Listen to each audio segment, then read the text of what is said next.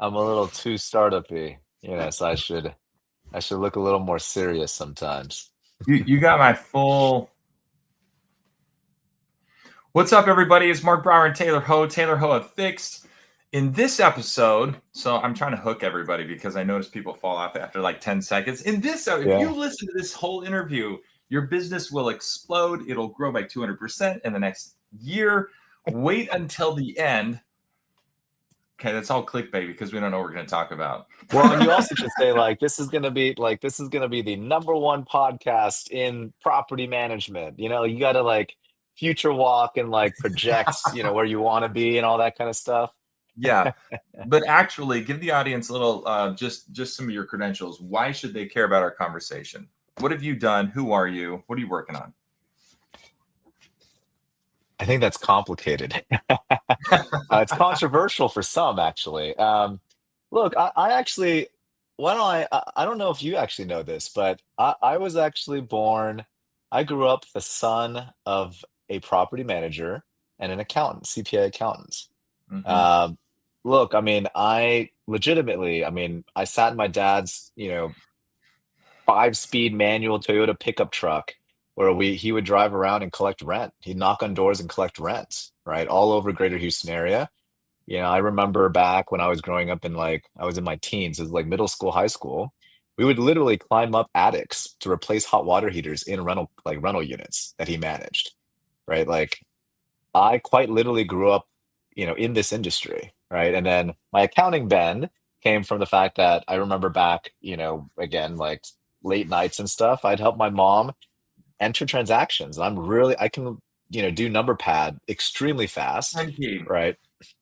Yeah, I could do a 10 key extremely fast. And what I was doing was I was doing bank recs, right? And I didn't know I was doing bank recs at the time, but I was doing bank recs, right? And so, like weirdly, first job out of college was a small company at the time called Appfolio, right? Where I was product success. I was customer support at Appfolio, entry level, but I became a product expert, right? I supported, if any of you guys are listening, if you were clients of Appfolios back in 2011, 2012, you probably have an email from me, taylor.hou, pronounced ho, but taylor.hou at appfolio.com, right? Like I supported thousands of clients back in the day, right? And then fast forward 2017, had an opportunity to come back into the industry, came back as, founder. I founded APM Help, right? Where we primarily focused on, our missions to clean up the industry, make it better, but primarily focused, at least initially, on accounting, right? Trust compliance, accounting, we kind of see it in our worldview. If your books aren't straight, it doesn't matter how good you are and everything else in property management.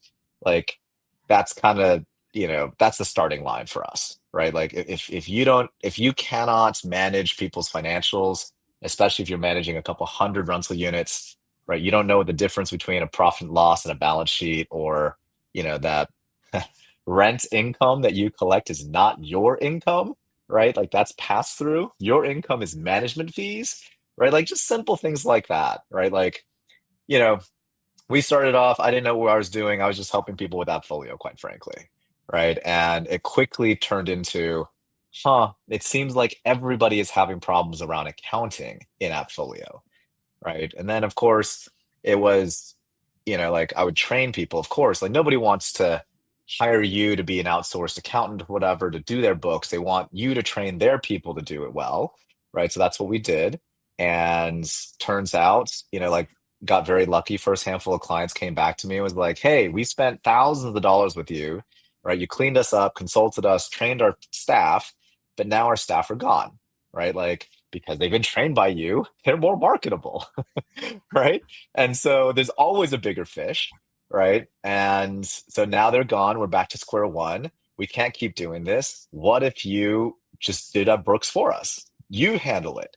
And of course, as an entrepreneur, right, that's like a ding, ding, ding. Like it's like, you want to pay me monthly to do something? Right? Like, sounds interesting, right? Like, because of course, look, if anyone's done any kind of consulting, especially all the consultants in our industry, right, you realize that, you're constantly chasing the next, quote unquote deal or client because there's nothing recurring, right? And so that's something where again I was like, that's interesting. Well, how much would you pay me to do your books? Right. And of course I had one big stipulation, or I guess two stipulations at the time, because this is all pre-COVID, which was I'm not moving to where you are. Like that's not possible. And two, like you can't require me to work like 9 to 5. Like as long as I get the job done, right? Like you pay me, everybody's happy. Fair? And of course, they're in a pretty shitty situation where they have no other choice but to say, yep, done. Like, when can you start? Right. And, I got very, very fortunate. The first one, once I heard that, of course, as an entrepreneur, the next customer I was talking to immediately, I was like, hey, would you be open to this as well? Right. And so my very first month, I now had $11,000 in monthly recurring revenue. Right. And, like, look, when you're a solo consultant, your sole kind of goal is to get to six figures. Right. Like, I was like, oh my gosh, like this is interesting. I've got two customers, right? And I'm at six figures, right? And then of course I do it for a month or two, and you realize very quickly, like, wait, it only took me like a couple hours a week to do what their bookkeeping team would take full-time jobs and multiples of them to do what I did, Yeah, right? sure. And then it's just like, okay, there's Like there's something. a margin here. Yeah, like there's a gap here, and like, what is that gap? Like of course, like I know AppFolio extremely well, right? Like I know what I'm doing. I know, you enter this here and it's going to show up here. Like everything. And so then of course I did what I don't know, I wouldn't call every enterprising entrepreneur would do, but I try to figure out, okay, well, how do I scale me? Right? Like, how do I replicate what I can do as as cheaply as possible, let's say, to see if there's enough margin for me to grow this thing, right? And I was very, very early. We started with, Filipino staff way back then. I was extremely lucky. The first two people I hired, they stayed with me all the way until I had like 130 people. So they scaled and helped me build that team locally in the Philippines all the way past 100, right? So, I think we mentioned, and there's some LinkedIn stuff around like scaling sales and all this kind of stuff, but like I was extremely fortunate. I happened to find a unicorn person, right, that helped me scale my like bookkeeping staff, let's say in the Philippines, from themselves all the way past 100, right? And look, I would tell you right now, like when they left, right, like we probably had like 2 years of just flat, right? And now we finally found somebody to replace, but still not as good as, let's say, the original person we had, right? And so it's just different. But regardless, like that's where we started. That's where I started. That was my kind of origin story. Quite literally the product of a property manager and accountant, right? Did accounting for property managers for the past 8 years. Throughout that time, we incubated Fixed, which is what I have on my name tag here, I guess, as well. Which essentially, during the COVID times, buy now, pay later, Klarna, all these kinds of financing companies really blew up. And so I just thought like, why can't we do this for property management? Right. Especially because we were the accountants. We always saw that the property managers would always, excuse my French, but they bitch at us or bitch to us like, oh crap, this owner, doesn't have the money for this emergency repair or doesn't have this money for this turnover. And they're not going to get the yield that they want, but they're going to point the finger at us because they don't have the money. Right. And it's all this kind of stuff. And so we kept hearing that, or I kept hearing that. I was like, wait, but there's like all the financing, all the underwriting is here. You have all the information. Like, why isn't this easier? Right. And so about 3 years ago, I just kind of made the bet and was like, look, I worked with a handful of, very close clients or friendly clients. I was like, if you guys ever have a need for money, specifically for your clients or the rental properties you manage, let me know.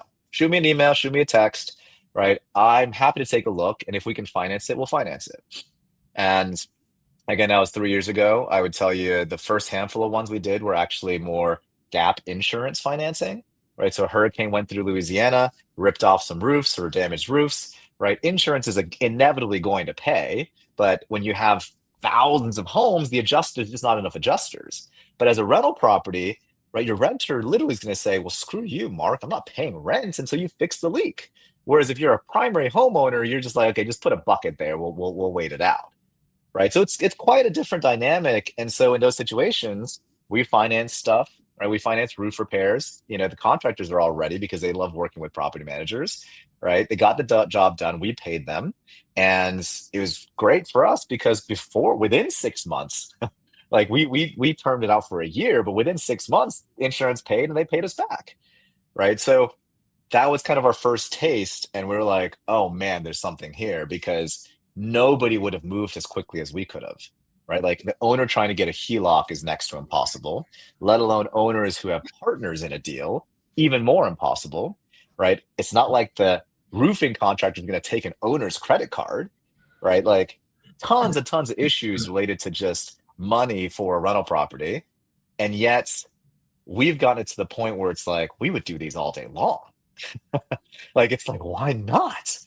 Right? Like, and we'll go into it later, but we have some hot takes and topics that I know we want to, I'm we sure. want to I'm touch on. sure. So Thanks yeah. for sharing that background. There's something, two thoughts as you just Mm, went through sort of your history so far.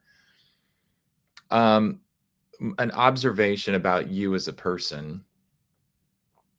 Um, I would describe you as a serial entrepreneur. I don't know if you would describe yourself absolutely. that way. Yeah.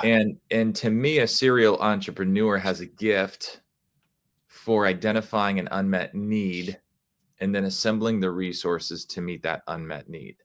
Hmm.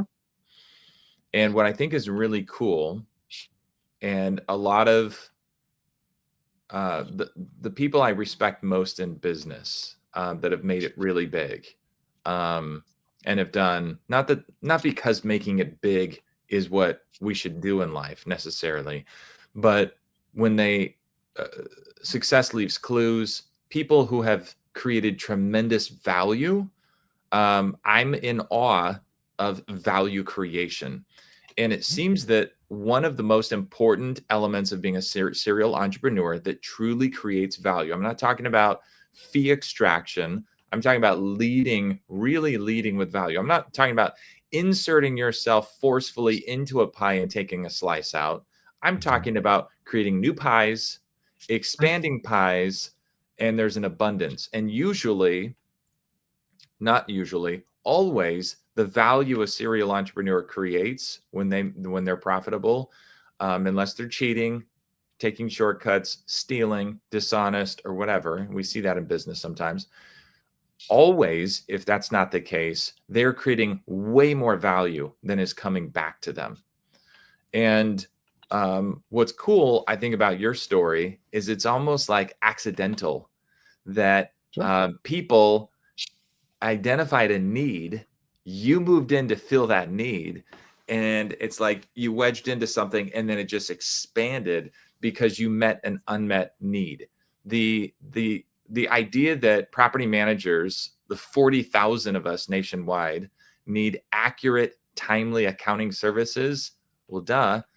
And people trying to do this themselves in these mom and pop property management companies with no accounting background and not really having a strong financial acumen to begin with, and then trying to recruit and retain and manage people that are supposed to perform this absolutely vital function.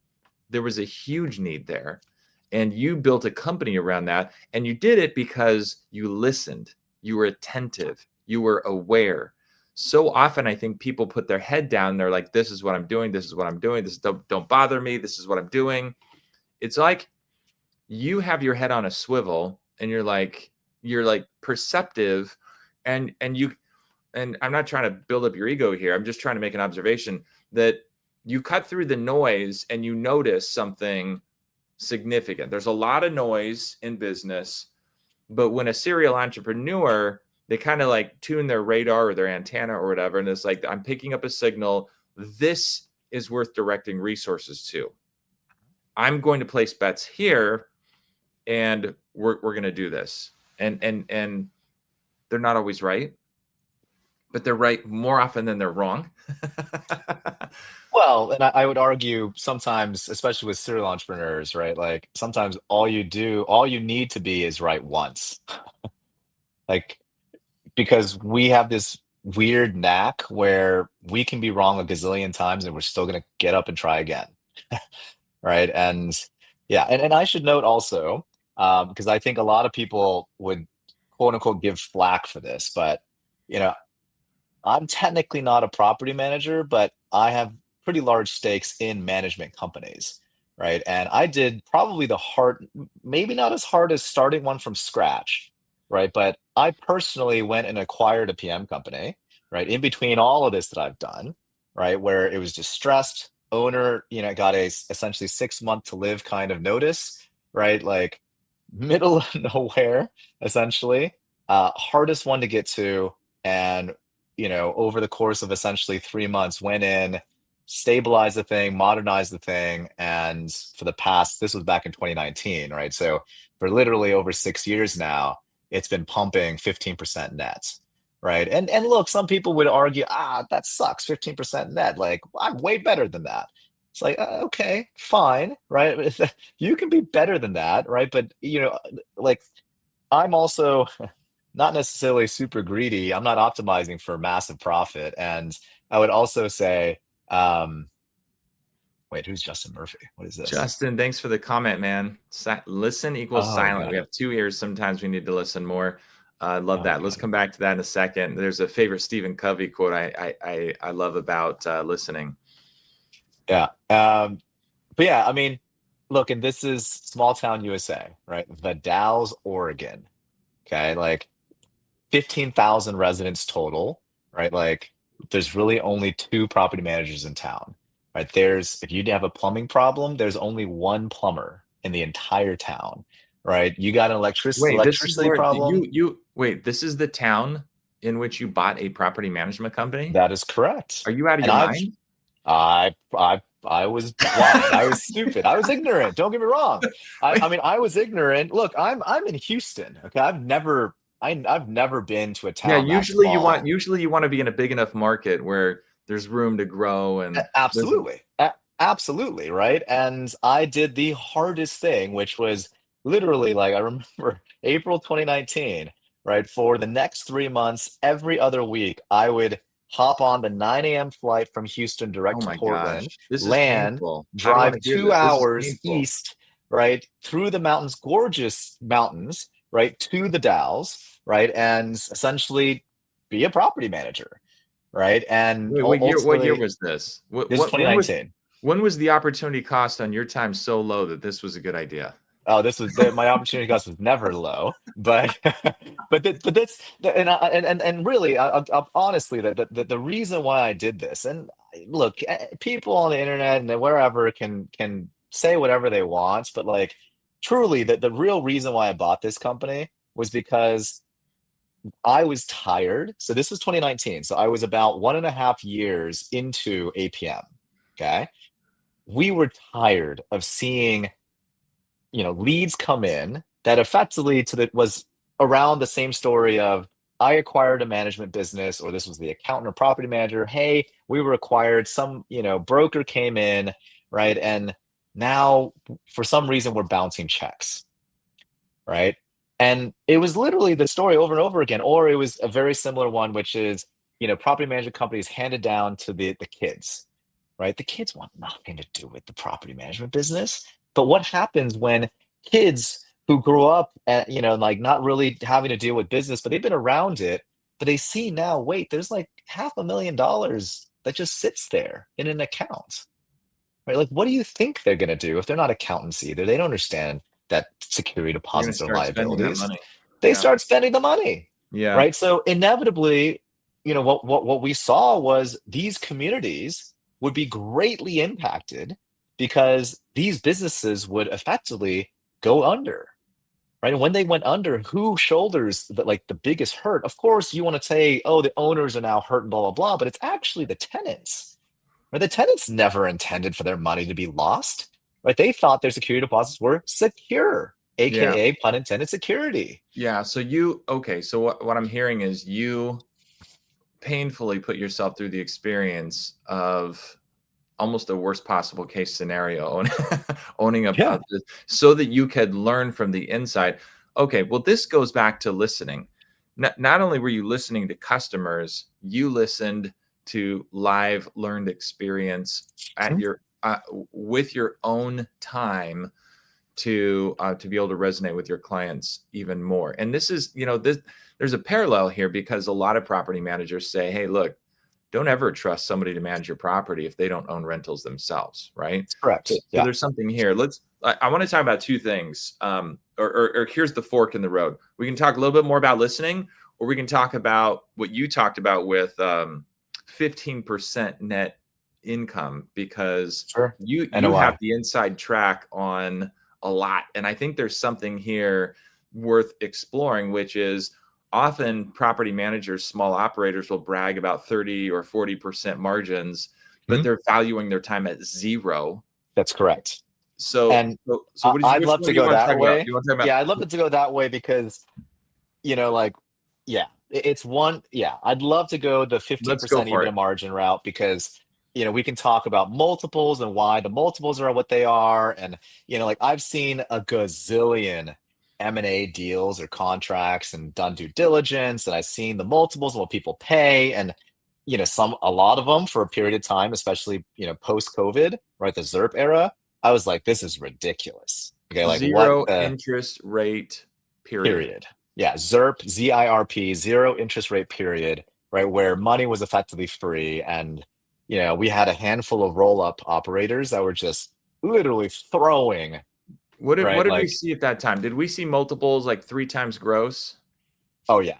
The highest one I heard was 3.5 times gross. That is gross, by the way, Okay, so by the because way, to put that in context, you collect $1 million. Let's make it more relatable. You collect $500,000 in property management fees and $200,000 in leasing fees every year. sure. Or just even your maintenance stuff, right? And what I saw was even more gross was, your pass-through reimbursements were included in your gross top line as well, right? So So then yeah. that business would have sold for close to 2.5 million back in the ZERP period. We don't see And those numbers anymore. we do not, and if you do, I'm telling you right now, if someone is paying you, heck, even 1 times gross, sell. You know why? Because today the trading multiple is likely around 3 times, and that's pretty rich even, right? 3 times EBITDA, which is, for all intents and purposes, call it like how much cash you can Net extract from the income. business. Yeah. Okay. And if you're getting like back then, and by the way, right, 3 times most property management businesses, and NARPM's run this study, right? It's improved a little bit, but it's only like 8%, right? So at 8%, if you're selling for What's 1 8%? times, What's 8% 8%? net, your net margin, your So profitability you're margin. saying the average net margin in the business in this industry is 8%? That's correct. Normalized. What do Because you a mean lot of people, normalized? yeah, when I say normal, I mean like including owner comp, right? Okay, The because equivalent fair market owner comp. most owners don't comp themselves fairly. Most That's correct. owners, let's say they're effectively they're functioning, they're a fractional VP of sales, VP of marketing, Mhm, CEO, and customer service. Like they're wearing so many hats, mhm. and yet they're taking a 50,000 annual salary because they don't want to pay federal income tax. That's correct. And so And let's then use that example real quick, right? okay, Because I think a lot of people are like, what is he talking about? Let me make it very, very clear. And most people, by the way, in our industry are not making $1 million a year in revenue. But let's just use $1 million. Okay, now I'm going to show you how big of a difference comping the owner appropriately affects your EBITDA or your net income percentage. Okay. If you make $1 million top line and you pay yourself 50 grand, what percentage of that million is that 50 grand? that's what is it, 5%. yeah. Yeah. Right. There's no way Mark Brower is getting paid 50 grand. I can't replace Mark Brower for 50K. Right. Realistically, Mark Brower is at least 150K. At least Right. But probably, yeah. let's just use that 150K as the number because we're not even talking about It's a 10% benefits delta. but yeah, it's a 10% delta. 10% delta. So if you think your margin, your net income margin is Mhm, 30% on your business, you're mhm. underpaying yourself at least 10%. So That's you're really correct. at 20% margin. That's the point you're That's making. correct. That's 100% the point I'm making, right? Most people business owners, especially in our industry, do not comp themselves appropriately. So when they go to eventually sell, right? Again, I'm telling you right now, if you've got a dumb buyer who's paying as on a multiple of gross revenue, sell 100% all day long because they're not And you're understanding the saying anything facts. over one gross right now is a good sale price? Because I know of multiple deals right now in my Yeah. market that are closer to 1.5. Like these are Well, so property think about it. management companies The in yeah. talks of selling. Mhm. So that's a strong That's number closer to that's a super strong number because that's probably close to a 10 times multiple on net, on EBITDA. on EBITDA. You know who gets 10 times multiples? Wait, hold on. Before you say that, 10 times multiple sounds insane. 10 times multiple on EBITDA is ridiculous. That like, Yeah. how could that possibly be? You're saying that 1.5 times gross is a 10 times EBITDA? Yeah, just think about it. 1.5 times gross, right? If you make only 10%, if you truly only make 10%, because most of these businesses are not making what they think they are. That blows my mind. You're saying that the average net income after proper owner comp in our industry is less than 10%. That kind of blows my mind. You don't need to trust me. Go look at the most recent NARPM study. They do it annually. Like when I first started, it was like 7%, and then it improved to 8%. I was like, oh, that makes a big difference. It's still sub 10%. That's wild, dude. So again, if you're getting a 1.5 times gross revenue multiple, and by the way, right, like again, I'm going to call these dumb buyers, right? If dumb buyers are including reimbursement income, like reimbursement revenue, where like you go and pay for a dishwasher and you charge that back, No, no, if no, they're no, no. including that stuff, No. again, run, like sign and like get rid of it because Okay. I'm gonna like pause it's you. it's ridiculous. I'm gonna pause you here. I Your advice to take that deal and run to the bank, I think Mhm. has to tie into the future a little bit. I'm reading between the lines. You're predicting multiples are not going to be climbing anytime soon. And that's why that your advice to take that deal has to be predicated on the fact that you don't see multiples changing much in the next few years. And It, it's if that's the case, why? Well, I'm not necessarily saying multiples aren't going to change. I'm simply saying the buyer that is buying at that kind of multiple is not like they're not buying at any kind of institutional scale. Where's the capital coming from right now for property management company acquisitions? Most of them today that I'm seeing are retained earnings, right? They're retained earnings. They might have a conventional loan from a bank. Maybe they're getting SBA money, When right? you But say it's still retained personal earnings, that credit. for retained earnings for the dumb people like me, that just means cash that people It just have. means savings. It's your savings. It's Mark People are Brower's savings buying account. property management companies with savings Yeah. today. And And maybe because they're we're levering it up. Maybe they get a loan, right? So they only got to put 25% down, right? They get a loan for it. But yeah, those are the people who see it more so as, again, like I run a brokerage company and I hear property this is an management. add-on. Yeah. Yeah, like this is an add-on. I get 300 more Hey, but owners I can buy and sell for. Like yeah, they're not buying because of fundamental money basics. They're got buying it. for other reasons. But okay, back to your point though, property manager, owner, operators, historically, it's a chronic problem. They are Mhm. not paying themselves a proper salary. So when Correct. that acquisition buyer comes along, they see this and that changes their due diligence, their valuation of the business, correct? Well, that would change my valuation of the business. Again, there are buyers out there where they're just like, "Oh, well, I wouldn't have needed you anyways because that's me." Right? So again, if you're lucky enough to find a buyer that's like, "Well, I don't need you anyways. So I wouldn't have paid you, I wouldn't have incurred your cost." Go for it. What kind of Again, buyer is that? What kind of buyer is this? So are we talking about the a best ones are your local competitors, your local brokers. They're young and hungry. They did well in the most recent upcycle or whatever. They want to diversify their business, right? Like those are the ones that I see that are paying ridiculous multiples, and also they don't understand property management. They are buying you what do you because mean they they don't think you understand know what property you're doing. management? Like they think they know what you're doing. How do they not understand property management when they're already a local competitor? Are you No, talking no, about no. the real Local broker, real estate local broker. broker? Okay.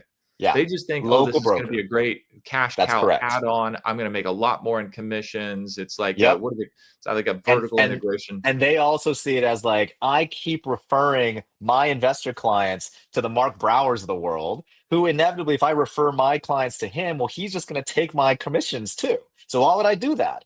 I would rather just have an in-house or sister company that's property management. But rightly so, instead of starting from scratch, right? Because I hear that's really hard. Why don't I just buy somebody who's got scale already, who's got a team and knows how to operate this thing, right? Those are the people who end up paying the highest multiples. And I guarantee you right now, Mark, if somebody took the same economics and said, I'm willing to give a 10x multiple on EBITDA to Evernest, who has over 22,000 units at scale today, Matthew Whitaker, if he ever sees this, he would sell in. But nobody can actually do that, right? I'm not saying nobody, but like right now, no individual mom and pop can afford. 10x EBITDA is crazy, right? 10x EBITDA. Yes, Tell me the kinds of businesses that sell at 10x EBITDA. publicly traded doing a billion in revenue. Yeah, They don't even trade at a 10x EBITDA. right. They're typically trading at like 9x, 8x, especially right now as the economy is starting to look a little high, right? Like the multiples are contracting, not expanding, right? And regardless of multiples today, like again, like it's unless and by the way, this is the game that bigger players are playing, where they're pitching and selling this tech dream. We're going to use tech in the business of services. We're going to make it tech enabled. The gross margins will look a lot better. And so then this should trade maybe not as good as a tech company at a 20x multiple, but maybe in between 8x and 20x. Anywhere in between is still better than, you know, what they really trade at today, which is typically like 3 to 5x, like at a maximum. Right. And by the So way, the ones that trade at 5x are because they have BD in place. The owner is no longer actually in the business. They've got a couple thousand units and they're still growing. Right. And when I say and they growing, they're and that growing like okay, 10, 20% a year. and that scenario trades at what? Like if it were me, I'd be willing to pay 5x or something like that. So you're helping me see. I don't know why I didn't think about this before. Probably because I'm not in M&A and I haven't been thinking about a merger or an acquisition recently. You're helping me see that property manager operators underpay themselves. I already knew that, like vastly so. But the implications on net margin, net income is significant when you value a Mhm. business, because if you're going from, owners pay as 5% of revenue to 15% of revenue where it should be, or even 20% of revenue where it should be, there's no way they're operating at the 20%, net income margin they think they are. And so when you shrink that back down, one times earnings, a one times earning multiple is effectively a 10x EBITDA, which is insane for this type of business. I hadn't Yes, thought and about that's it. one times revenue, by the way, not earnings. What? One Sorry. times What? revenue. Yeah. Earnings is net income. I used Yeah, the wrong word. yeah. If the owner is actually paying themselves a proper salary, Mhm. and after that they're making a 20% net income, getting one times revenue is a 5x EBITDA on a sale, which is also kind of insane. And it's hard, and it's even hard to meet those requirements.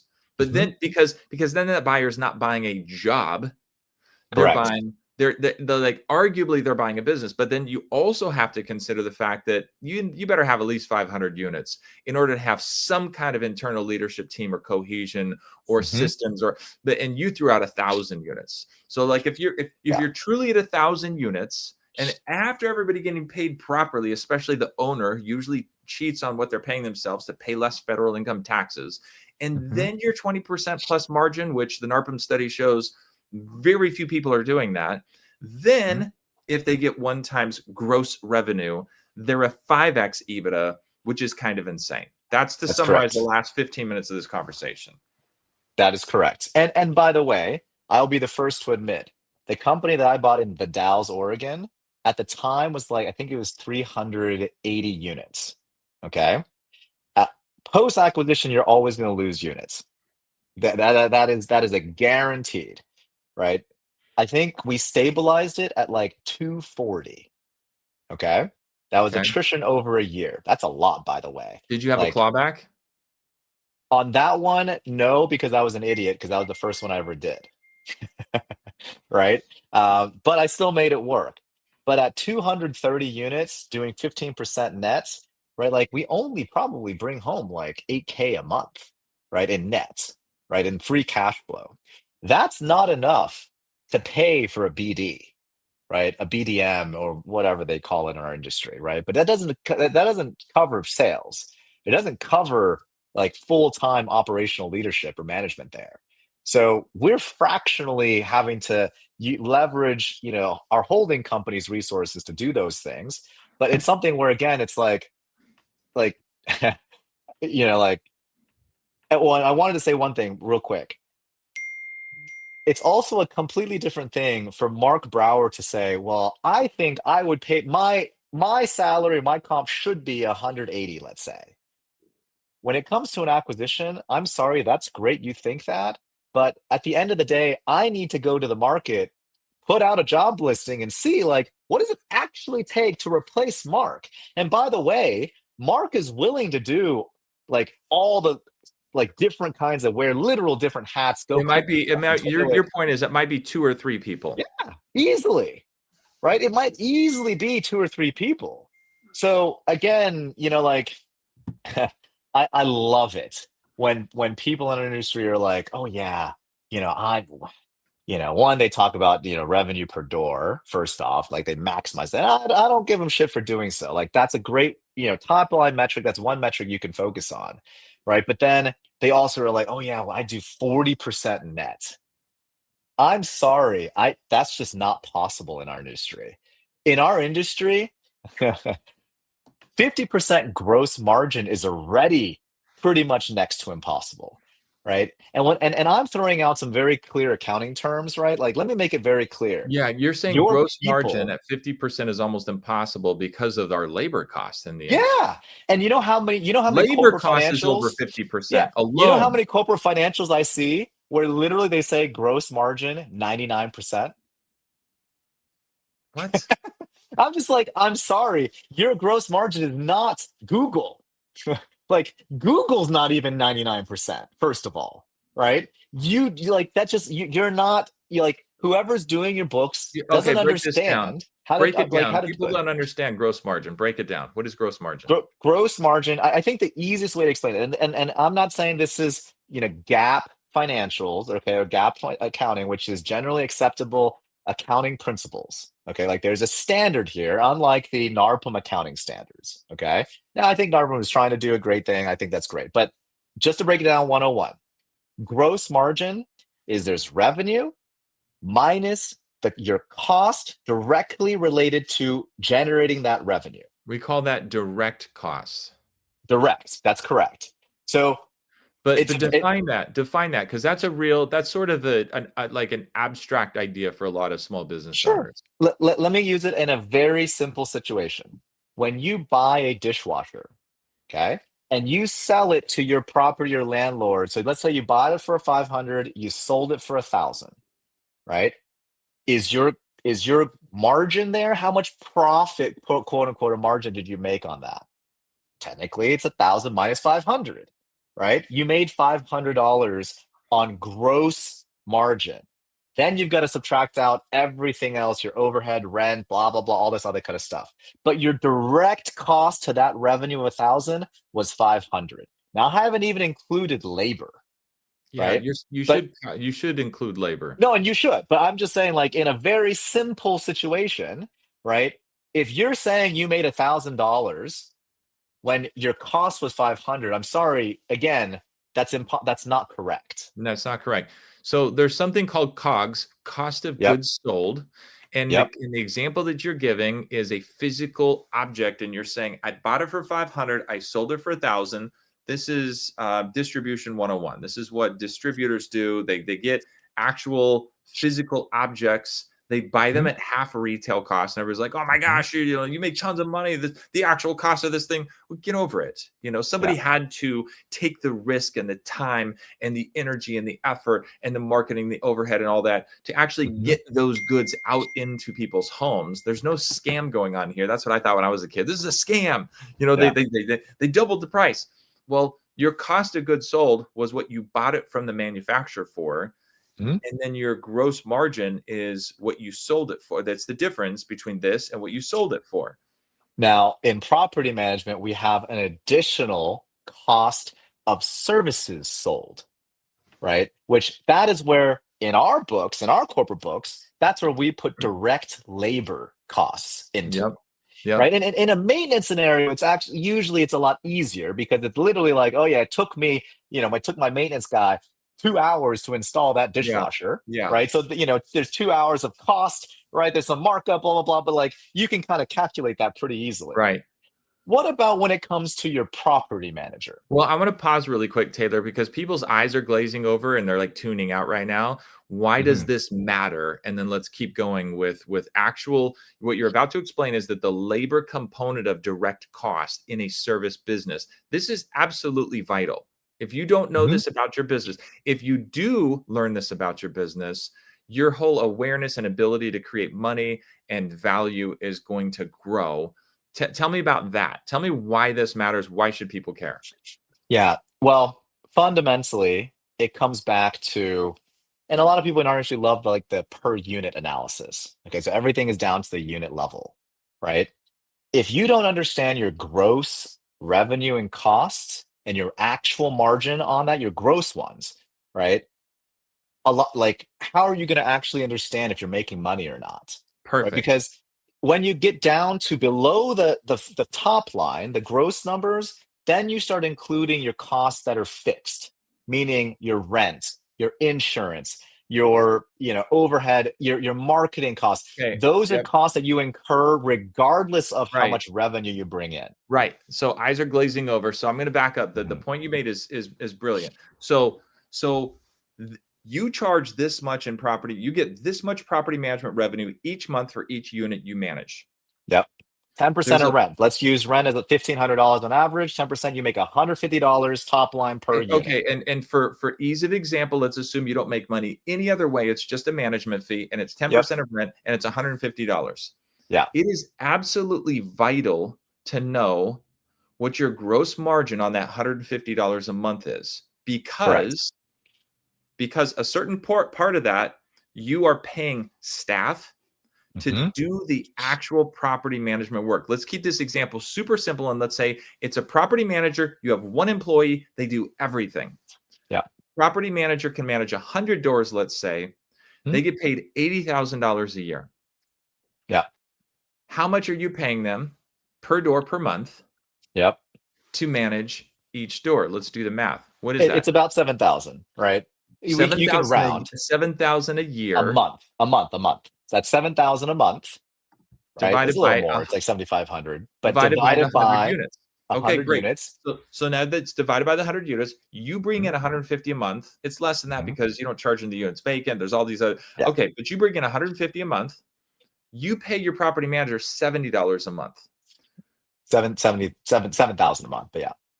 Well, 7,000 a month minus divided by 100 units, it's $70 per unit, and you brought Yes. in 150 for that unit.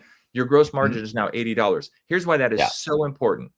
Because once you know that number, that's your contribution margin to Sure. Yeah. to reclaiming the amount of money you spent to acquire that client, which is called the client acquisition cost. So if Sure. you know your contribution margin is $80 a month and it costs you $1,600 to bring on a new account, when is your break even point? 20 months in that example. 20 months. Is it 20 20 months? months. Is it Okay. 20 months or is it 200 months? No, No, no, it's no. 20 It's 20 months. Yeah, yeah, it's months. 20 It's months. 20 20 months. months. So you are not break even for 20 months, which by the way has other implications. How That's much correct. capital is tied up in your business just in the growth alone? You don't break Mhm. even until 20 months, which means if your client acquisition cost is 1,600, you take You take $80 a month to start paying yourself back. You're fully paid back in 20 months. That means you have $1,600 tied up for an average of 10 months, which means it costs you $16,000 if you're adding 10 doors a month. Sure. And by the And way, that's a you're month. talking And and that's you're a talking month. gross, right? There are a gazillion other expenses and yada yada yada. So your actual contribution to go pay back that customer acquisition or that unit acquisition and an acquisition is typically ridiculous. And that's where, again, at the end of the day, if you come back to where we started, which was people who are getting offers for 1.5 times gross when they're making barely 10% truly normalized, right? Like that's 15 years of your future profit, right? If you're 60 or 65, do you really want to be working 15 more years? Like, take it, take it and retire, right? Take it and retire early. Right now, look, if you're 35 like I am, Oh, hold on. well, I'm going to you pause. know, Some people watching this are going to be like, yeah, Taylor, this is real self-serving. You're buying your companies out there. How can I trust you with this information? well, one, I'm not necessarily always buying, but two, again, like I'm being transparent. I have nothing to hide, right? Like I've actually You told want them, you want and multiples to be low. I'm playing devil's no, no, no, advocate. no, no, You want no, no, no, bill, no. I don't want multiple to be low. I've told plenty of my clients when they come to me with an offer, I look at like I go through an analysis with them, and I literally tell them you should sell. I literally tell them sell. And you don't even have to trust me. You can ask Bob Preston. He was a client of mine, right? Very, very good property manager, very run business, very good, very well run business, knew everything about his business and like focused on like the cream of the crop in San Diego, right? Or technically north of San Diego, right? At that time, I made him an offer before he, eventually sold to Pure. And then Pure came in with their offer, and I said, Bob, sell. Because yes, I could maybe make this make sense for you if you stayed with me for 5+ years and we grew this thing. But like, there's a lot of things that have to happen for you to get that multiple today.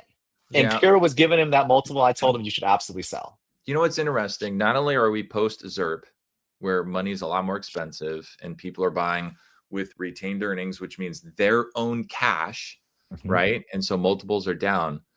But I'm seeing you have a broader view than I do, but I'm sensing in the marketplace right now there's more acquisitions going on. I feel like in the ZERP period, like anybody that was within 5 years of selling, they just sold because the multiples were ridiculous. And then we kind of had like a Mhm. pause for a few Yeah. years.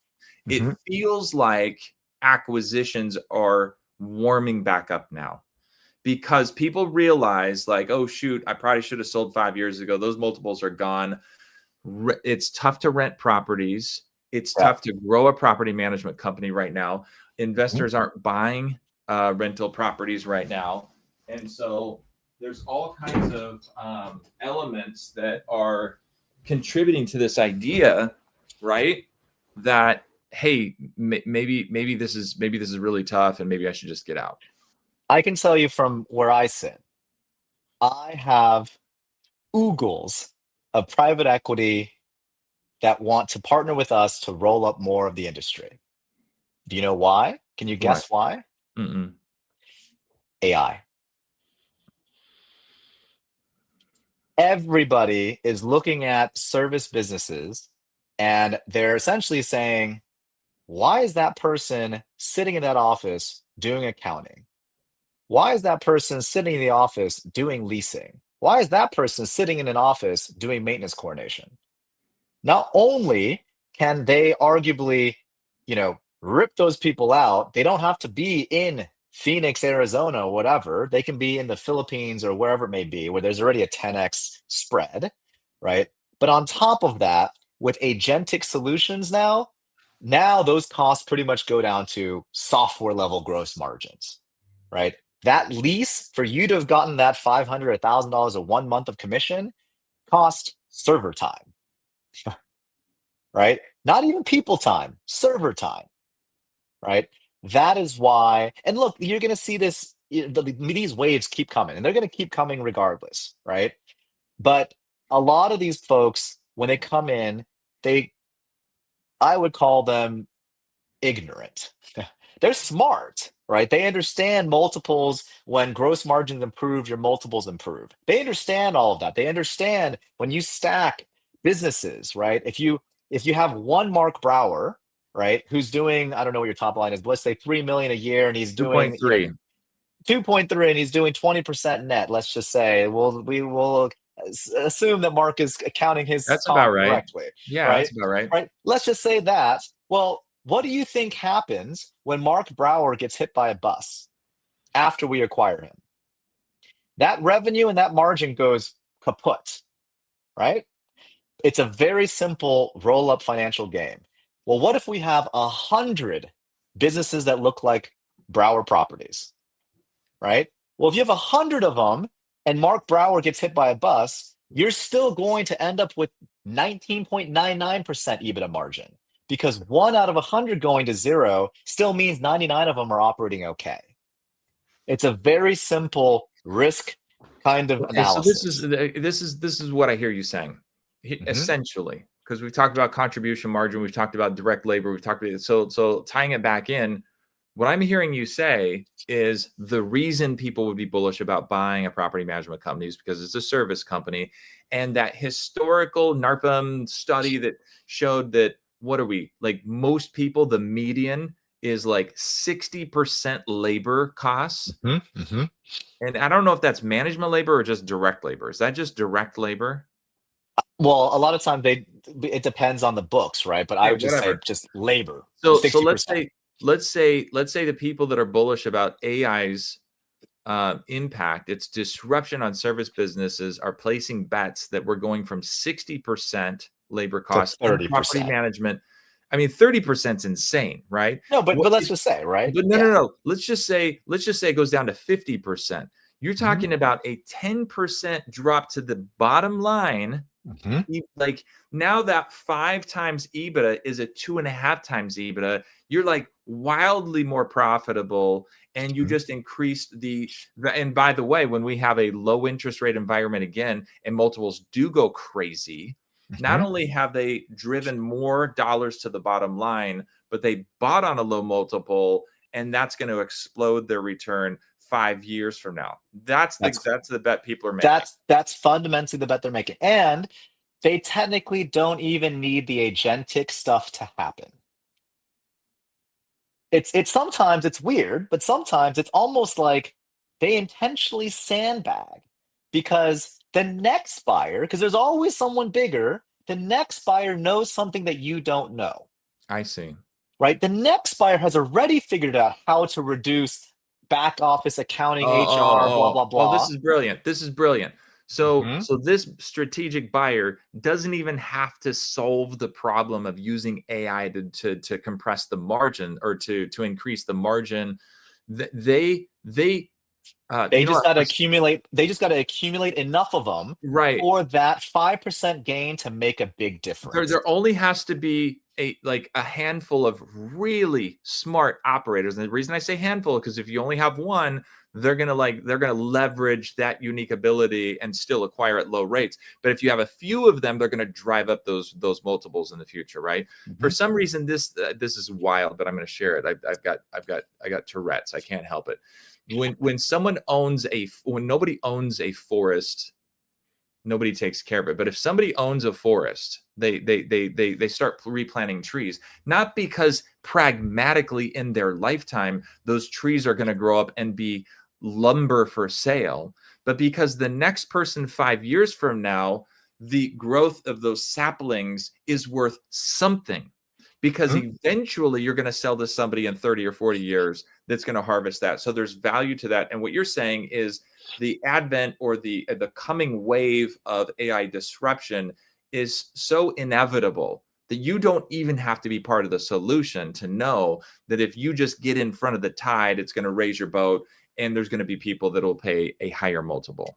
That's correct. And if people are smart enough, they band together. These are called co-ops. In many, many industries, this happens. You band together and you essentially, can trigger each other to be sold to someone bigger, right? Oh, And oh, oh, everybody's here multiple. comes the self-service again. No, everybody's multiple then goes up, Yes, right? and that's what you're doing. You've got No, this I'm not idea. doing that. No, Yes. no, no, I'm not doing that. No, that's still secret. Don't talk about it here. Don't worry. Nobody watched this far into the video. That's All right. right. Hey Taylor, you know what? I've got to run. You and I could Okay. talk for hours. Every time I get on a call with you, it's fascinating. I love the way your mind works. You have a rich context and experience in property management. I feel like this is a good topic. I feel like that there's a coming wave. I feel like people need to understand gross margin. They need to understand how to properly pay themselves, or how a buyer will value your business if you're not paying yourself properly. The coming AI sort of compression of labor cost that drives more revenue to the bottom line is fascinating. And this whole idea around, like, if you're truly running an average sub 10% net margin, then if you're selling for one times earnings, That's fantastic. one times revenue, that's a 10x EBITDA, which is ridiculous. It's Mhm. ridiculous. Publicly traded companies at 100 plus million in revenue a year don't even trade for that. Yeah, that's wild. Specifically service businesses, right? Yeah, Like they that's don't even wild. trade for that. So yeah. Mark, Cool. we didn't even get to the topics that we were supposed to get to. I know, dude. Oh, Tony Klein's in the house. Tony Klein's in the house. Well, Tony, you're gonna have to go back and replay everything. We're signing off now, but it was a fascinating conversation. What are we going to talk about next time we get on? There's so much, but I do because this is I want to give me the 3 minutes and 40 seconds Do it. remaining here. So I do want to talk about fixed, okay? And everyone can point figures and be like, he's trying to profit and all this kind of stuff. Let me be very, very clear. Okay. And I actually wrote this in a post that's going to be posted tomorrow, right? With fixed, we've created a new financing instrument or asset class.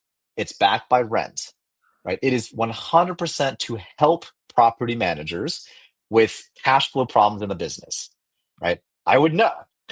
I own management companies. Okay. We do the accounting for thousands of management companies, right? I built this product. We incubated this product at APM Help.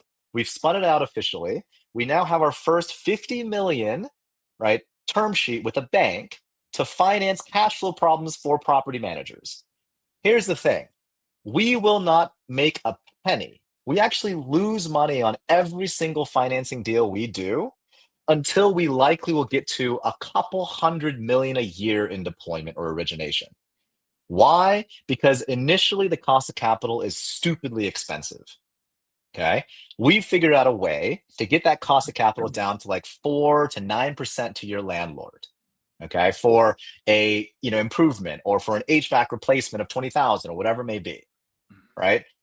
And the only way for us to get that cost even lower is if property managers like yourself work with me, right? Like this is not, I'm not, and by the way, You property got to managers prove aren't, up the concept. I get it, but yeah, really, but here, I can't help it. I'm going to throw a jab in here. It's not 4 to please. 5%. It's Oh, closer it to is 4 to 5%. 18%.